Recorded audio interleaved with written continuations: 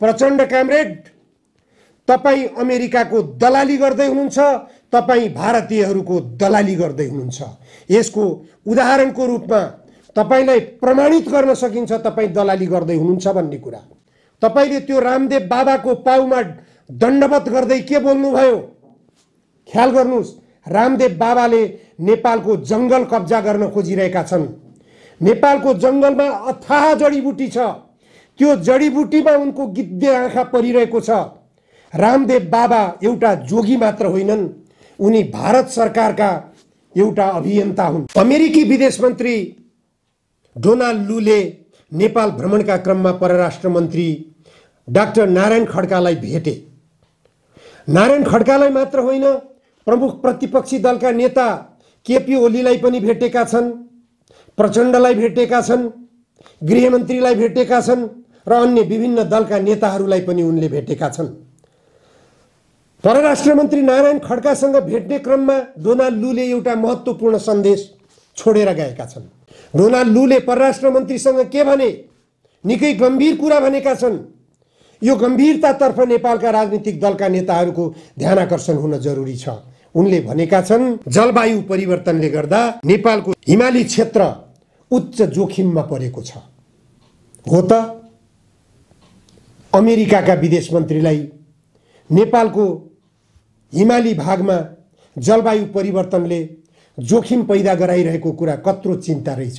10 वर्षसम्म जनयुद्ध गर्ने क्रममा 17,000 नेपाली जनताको रगत बगाएर अन्तिममा गएर भारतीय शासकहरूसँग लम्पसार गर्ने क्रममा के सम्झौता गर्नुभएको छ डाक्टर बाबुराम भट्टराई र प्रचण्डले? त्यो अब खुलासा गर्नुस्।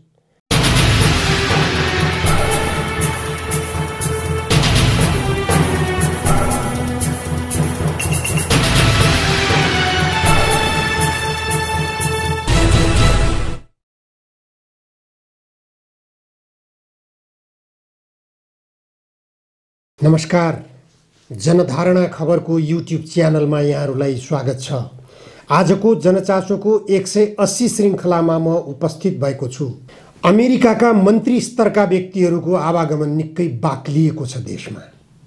किन होला 7 समुद्र पारीको त्यो देशले नेपालमा यति धेरै चासो लिएको? आउनु जानु, मित्रताको सम्बन्ध बढाउनु, अझ गाढा गराउनु त्यो स्वाभाविक हो, त्यसलाई अन्यथा भन्न मिल्दैन। तर अमेरिकाबाट उपविदेश मन्त्री आएर के गरेर जानुभयो, यो महत्त्वपूर्ण पाटो हो। उहाँले एमसीसी सम्झौता पारित गर्नको निम्ति नेपालका राजनीतिक दलका नेताहरूलाई दबाब दिने मात्र काम गर्नु भएन। नेपालका राजनीतिक दलका नेताहरूको सुझाव अनुसार उहाँले यहाँ अमेरिकीहरूको संयन्त्र समेत खडा गरेर जानुभएको छ। उहाँले नेपालमा व्यापारीहरूलाई सङ्गठित गरेर फर्किनु भएको छ।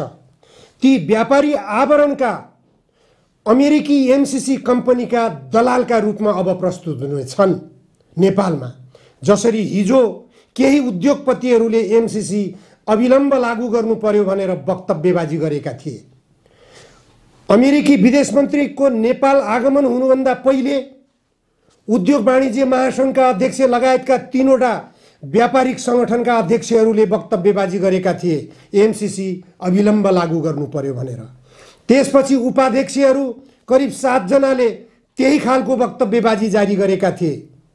त्यस लगत्तै अमेरिकाबाट सहायक विदेश मन्त्रीको नेपाल आगमन भयो र उनले फेरि यहाँ नेपालका केही व्यापारिक आवरणका व्यक्तिहरूलाई सङ्गठित गरेर फर्किएका छन्।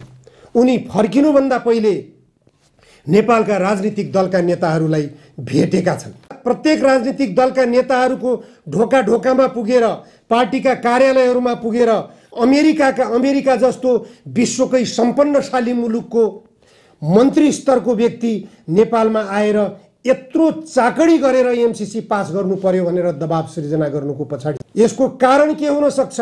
नेपालका राजनीतिक दलका नेताहरूले बुझ्न जरुरी छ। देशभक्त नेपाली जनताले बुझिसकेका छन्। देशभक्त नेपाली जनताले खबरदारी गरिरहेका छन्। तर त्यो खबरदारीलाई राजनीतिक दलका नेताहरूले स्वीकार गरिरहेका छैनन्, मान्न तयार भइरहेका छैनन्। राजनीतिक दलका नेताहरूले अमेरिकासँग के सम्झौता गरेका छन्? राजनीतिक दलका नेताहरूले भारतसँग के सम्झौता गरेका छन्, यी गोप्य कुराहरू अब खोजी गर्नुपर्ने बेला भइसकेको छ। पारदर्शी रूपमा देखिएका सन्धिका धाराहरूमा लेखिएका विषयहरूमा राजनीतिक दलका नेताहरू गम्भीर बन्न सकेनन्। उनीहरूले ती सन्धिहरूमा लेखिएका धाराहरूलाई कार्यान्वयन गर्न सकेका छैनन्। उदाहरणको लागि सन् 1950 को नेपाल भारत बीच सम्पन्न शान्ति तथा मैत्री सन्धिको धारा 8 ले सुगौली सन्धिलाई खारेज गरेको छ। त्यो धारा 8 लाई कार्यान्वयन गर्नेतर्फ नेपालका राजनीतिक दलका नेताहरूलाई चासो छैन। यदि त्यो धारा 8 लाई कार्यान्वयन गर्ने हो भने सुगौली सन्धिमा गुमेको नेपाली भूमि, नेपालको भूमि सबै भारतले नेपाललाई फिर्ता गर्नुपर्ने बाध्यता हुनेछ। त्यो सुगौली सन्धि ब्रिटिस शासकहरूसँग तत्कालीन नेपालका शासकहरूले गरेका थिए। पछि जब भारतबाट ब्रिटिस शासकहरू भागेर गए, जसलाई भगाउन नेपालका राजनीतिक दलका नेताहरू त्यति बेला महात्मा गान्धीका समकालीन नेताहरू पनि प्रशस्त आन्दोलनको भुभरीमा उत्रिएका थिए। भारतको जेलमा उनीहरूले जीवन बिताएका थिए। बीपी कोइराला, मनमोहन अधिकारी, डाक्टर केआई सिंह, गिरिजा प्रसाद कोइराला, गणेशमान सिंह, कृष्ण प्रसाद भट्टराई, डाक्टर दिल्ली रमन रेग्मी लगायतका तमाम नेताहरूले भारतको महात्मा गान्धीको जेल भरो आन्दोलनमा जेल जीवन बिताउन बाध्य भएका छन्। के तिनीहरूले भारतलाई मात्र स्वतन्त्र गराउनको निम्ति जेल भरो आन्दोलनमा सहभागिता जनाएका थिए कि नेपाली भूभाग पनि नेपालले फिर्ता पाउनु पर्छ भनेर ब्रिटिस शासकहरूलाई धपाउन खोजेका थिए? यो विषयमा गम्भीरतापूर्वक अहिलेका भारतीय शासकहरूसँग नेपालका अहिलेका शासकहरूले छलफल किन नगर्ने? यो गम्भीरतातर्फ उनीहरूको ध्यानाकर्षण किन नगर्ने? त्यसकारण यो गम्भीरतातर्फ ध्यानाकर्षण हुनु जरुरी छ। भारतले अहिले सीमा विवाद कच्याक पच्याक गरेर पटक पटक विवाद सिर्जना गरिराखेको छ। किनभने त्यही सन् 1950 को सन्धिको धारा 8 कार्यान्वयन गर्न हामी नेपालका तर्फबाट पहल गरिरहेका छैनौं। त्यही कारणले भारतले कालापानी हडपिएको छ, लिम्पियाधुरा लिपुलेक हडपिएको छ, विभिन्न ठाउँमा सीमा अतिक्रमणहरू गरिरहेको छ। हामीले भोगिरहेका छौं। गोविन्द गौतमलाई गोली हानेर मारेको छ। तुइन पार गर्दै गर्दा तुइन काटेर नेपालीलाई नदीमा खसालेर मार्ने काम गरेको छ। यस्ता जघन्य अपराधी कामहरू भारतीय सुरक्षाकर्मीहरूले पटक पटक गर्दै आइरहेका छन्। नेपाली सेनाका ब्यारेकमाथिबाट युद्ध विमानले परिक्रमा गराउने काम गरिरहेको छ। भारतीय शासकले नेपाली जल सम्पदा सबै कब्जा गर्ने अभियान चलाइरहेको छ। एमसीसी मातहतबाट नेपालका अरू सबै जल सम्पदाहरू कब्जा गर्ने अभियान चलाइरहेको छ। तर पनि नेपालका संसदवादी राजनीतिक दलका नेताहरू चुप छन्। त्यसमा लम्पसार परिरहेका छन्। प्रचण्डले जसरी पनि एमसीसी सम्झौता पास हुन्छ भनेर अझै पनि कबुलियतनामा गरिरहनु भएको छ। अमेरिकाबाट आएका सहायक विदेश मन्त्रीसँग पूर्व प्रधानमन्त्रीको हैसियतमा रहेका प्रचण्डले मुख खोलेर भन्न किन नसक्ने? यो कारणले गर्दा एमसीसी सम्झौता हामी पास गर्न सक्दैनौं। एमसीसी सम्झौता विवादास्पद सम्झौता भयो। त्यो सम्झौता गर्ने बेलामा के लेखियो त्यसमा थाहा भएन। दस्तखत गर्नेले के लेखिएको सम्झौतामा दस्तखत गरे हामीलाई थाहा भएन। अहिले सम्झौता हेर्दाखेरि निकै विवाद सिर्जना भएको छ भनेर स्पष्ट रूपमा अडान किन लिन नसक्ने? प्रचण्ड कामरेड, तपाई अमेरिकाको दलाली गर्दै हुनुहुन्छ, तपाई भारतीयहरूको दलाली गर्दै हुनुहुन्छ। यसको उदाहरणको रूपमा तपाईलाई प्रमाणित गर्न सकिन्छ तपाई दलाली गर्दै हुनुहुन्छ भन्ने कुरा। नत्र नेपालका लागि पहिले राजदूत भइसकेका रञ्जित रेले लेखेको विवादास्पद पुस्तक नेपाललाई भुटानीकरण गर्न ढिला भइसक्यो भन्ने पुस्तक विमोचन कार्यक्रममा गएर तपाईले त्यो पुस्तकको प्रशंसा किन गर्नुभयो? अनि त्यसपछि अहिले आएर रामदेव बाबा, हिजो शुक्रबार मात्रै तपाईले त्यो रामदेव बाबाको पाउमा दण्डवत गर्दै के बोल्नुभयो? ख्याल गर्नुस्, रामदेव बाबाले नेपालको जंगल कब्जा गर्न खोजिरहेका छन्। नेपालको जंगलमा अथाह जडीबुटी छ। त्यो जडीबुटीमा उनको गिद्धे आँखा परिरहेको छ। रामदेव बाबा एउटा जोगी मात्र होइनन्, उनी भारत सरकारका एउटा अभियन्ता हुन्। उनले भारत सरकारको अभियानमा नेपालको जंगल सबै कब्जा गर्न खोजिरहेका छन्। भारत सरकारले सरकारी अभियान मार्फत नेपालको जल सम्पदा कब्जा गर्ने, बाबा रामदेवलाई अगाडि सारेर नेपालमा रामदेवको लोकप्रियता बढाउने, प्रचण्ड जस्तालाई स्तुति गान गाउन लगाउने, शेरबहादुर देउवा जस्तालाई दर्ता नगरिएका टेलिभिजनहरूको उद्घाटन गर्न पठाउने, माधव नेपाल जस्ता कठपुतलीलाई त्यहाँ लगेर साक्षीको रूपमा उभ्याइदिने, अनि नेपालमा रामदेव बाबा निकै लोकप्रिय बन्ने। तर लोकप्रिय रामदेव बाबाले गरेको विरोध कुन नेपालीले गर्छ? तर उनले गरिरहेका छन् नेपाललाई कंगाल बनाउने काम गरिरहेका छन्। नेपालको जंगल सखाप पार्ने योजनामा उनी लागिरहेका छन् भन्ने कुरा स्पष्ट छ। यो बुझ्न कठिन छैन। तर नेपाली मूलका भनेर चिनिएका आचार्य बालकृष्णलाई आवरणमा राखेर रामदेव बाबाले नेपालमा लोकप्रियता हासिल गरिरहेका छन्। तर उनै बालकृष्ण भारतका 10औं स्थान प्राप्त गरेका अर्बपति व्यक्ति भइसकेका छन्। बाबाको आवरणमा भारतमा पतञ्जलि उद्योग सञ्चालन गरेर त्यो पतञ्जलिको व्यापार नेपालमा पनि गरिरहेका छन् बाबाले। यसबाट नेपाल सचेत बन्न जरुरी छ। नेपाल भित्र नेपालीहरूबाट गरिने रामदेव बाबाका जस्ता कामहरू कार्यान्वयन गर्न पाउँछन् कि पाउँदैनन्? यो गम्भीरतापूर्वक सोचियोस्।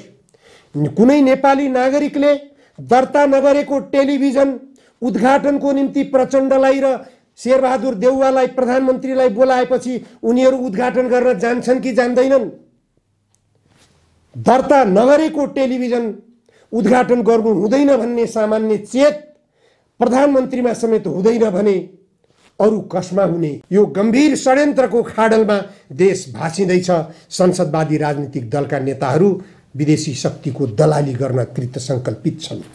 यो अवस्थाबाट नेपाललाई कसरी बाहिर गराउने? अमेरिकी विदेश मन्त्री डोनाल्ड लूले नेपाल भ्रमणका क्रममा परराष्ट्र मन्त्री डाक्टर नारायण खड्कालाई भेटे।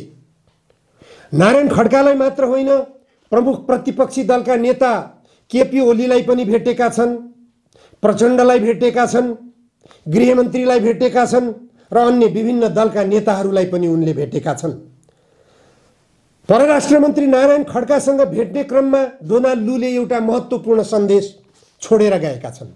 त्यो कुरा नारायण खड्काबाट सार्वजनिक भएको छ। स्वयं हाम्रा देशका परराष्ट्र मन्त्रीबाट सार्वजनिक भएको हुनाले त्यो पक्कै पनि डोनाल्ड लूले बोलेको कुरा हो। डोनाल्ड लूले परराष्ट्र मन्त्रीसँग के भने? निकै गम्भीर कुरा भनेका छन्। यो गम्भीरतातर्फ नेपालका राजनीतिक दलका नेताहरूको ध्यानाकर्षण हुन जरुरी छ। उनले भनेका छन्, जलवायु परिवर्तनले गर्दा नेपालको हिमाली क्षेत्र उच्च जोखिममा परेको छ। हो त? अमेरिकाका विदेश मन्त्रीलाई नेपालको हिमाली भागमा जलवायु परिवर्तनले जोखिम पैदा गराइरहेको कुरा कत्रो चिन्ता रहेछ। सोच्नुहोस्, यो गम्भीरतापूर्वक सोचौं। अमेरिकाका विदेश मन्त्रीले यो किन बोले? उनलाई हिमाली क्षेत्रमा जलवायु परिवर्तनले उच्च जोखिम सृजना गरिरहेको दृष्टि कहाँबाट पुग्यो? यसको मकसद के हो? हिमाली क्षेत्रमा अमेरिकाले पहुँच चाहन्छ। हिमाली क्षेत्रमा जलवायु परिवर्तनबाट सृजना भएको उच्च जोखिमलाई न्यूनीकरण गर्न चाहन्छ। हिमाली क्षेत्रमा अमेरिकाले विकास योजना लागू गर्न चाहन्छ कि त्यहाँ कब्जा गर्न चाहन्छ? भर्खरै मात्र केही दिन अगाडि पनि मैले खुलासा गरेको थिएँ, अमेरिकी राजदूत, अस्ट्रेलियाका राजदूत र इजरायलका राजदूत, तीनजना राजदूतहरूले हिमाली क्षेत्र मुगुको रारामा भ्रमण गरेका थिए। उनीहरूको त्यस क्षेत्रको भ्रमणको उद्देश्य के हो? यो गम्भीर विषय हो। यो गम्भीर विषय यसकारण पनि हो, अहिले हाम्रो उत्तरतिरको छिमेकी देश चीनले अमेरिकालाई आर्थिक हैसियतमा उछिनेर अगाडि बढेको छ। चीनले 1 नम्बर स्थान हासिल गरेको छ। चीनलाई जसरी पनि आर्थिक उन्नतिमा पछाडि पार्ने अमेरिकाको योजना छ। त्यही योजना अन्तर्गत तिब्बतलाई डिस्टर्ब गर्न खोजिरहेको छ अमेरिकाले। त्यही योजना अन्तर्गत ताइवानमा डिस्टर्ब गर्न खोजिरहेको छ अमेरिकाले। त्यही योजना अन्तर्गत एमसीसी सम्झौता लागू गरेर नेपालमा आफ्नो अखडा जमाउन खोजिरहेको छ अमेरिकाले। नेपाललाई युद्धस्थल बनाउन चाहिरहेको छ अमेरिकाले। यो वास्तविक तथ्यतर्फ नेपालका राजनीतिक दलका नेताहरू जानकार छैनन् त? अवश्य छन्, तर उनीहरू सम्झौतामा बाँधिएका छन्। उनीहरू लम्पसार भएका छन्। उनीहरू दलाल भइसकेका छन्। उनीहरूले डलर हसुरिसकेका छन्, डलर जिउनार गरिसकेका छन्। शिष्ट शब्दमा भन्नुपर्छ, उहाँहरूले आची जिउनार गरिसक्नु भएको छ। त्यसकारण अमेरिकाले जे भन्छ त्यो मान्न तयार हुनुहुन्छ। भारतले जे भन्छ त्यो मान्न तयार हुनुहुन्छ। 10 वर्षसम्म जनयुद्ध गर्ने क्रममा 17,000 नेपाली जनताको रगत बगाएर अन्तिममा गएर भारतीय शासकहरूसँग लम्पसार गर्ने क्रममा के सम्झौता गर्नुभएको छ डाक्टर बाबुराम भट्टराई र प्रचण्डले, त्यो अब खुलासा गर्नुहोस्। तपाईहरुले कम्पोसा गठन किन गर्नुभएको थियो? त्यो कम्पोसाको लक्ष्य के थियो? भारत विरुद्ध सुरुङ युद्ध किन गर्न खोज्नु भएको थियो? नेपाली जनताको रगत बलिदानी किन गर्नुभयो? अनि आज आएर तपाईहरुले सबै कुरा, जल सम्पदा भारतलाई, जंगल भारतलाई, खनिज पदार्थ जति अमेरिकालाई, नेपाललाई के, नेपाली जनतालाई के? अमेरिकाको गोली, भारतको गोली, दरिद्रता, भिकारी, यही हो नेपाली जनताले पाउने तपाईहरुबाट। नेपाली जनतालाई यही दिनको लागि तपाईहरुले 17,000 नेपाली जनताको बलिदानी गराउनु भएको हो। यस्तै दरिद्रता सृजना गर्नको निम्ति, नेपाललाई कंगाल बनाउनको निम्ति तपाईहरुले क्रान्ति गर्नुभएको हो।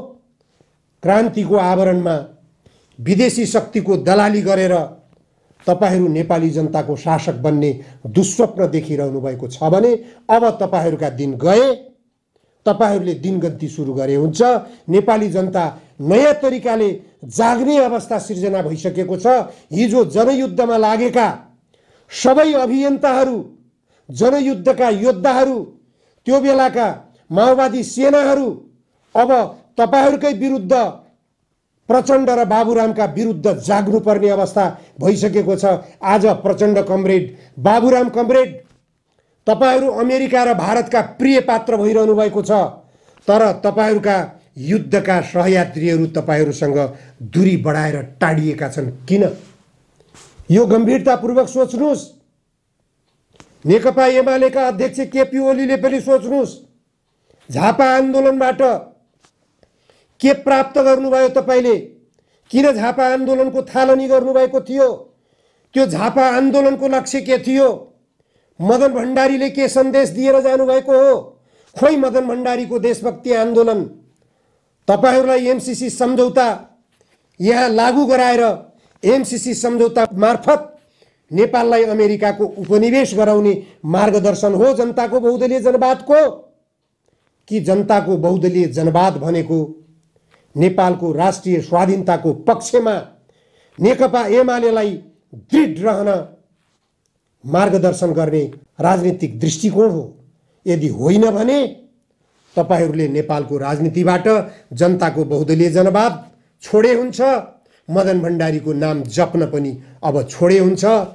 पार्टीको पुच्छरमा एमाले एकीकृत मार्क्सवादी लेनिनवादी किन चाहियो? एकीकृत माझीवादी र लेन्डुपवादी त्यतातिर जानुस्। अब त्यो बाटो अपनाए हुन्छ।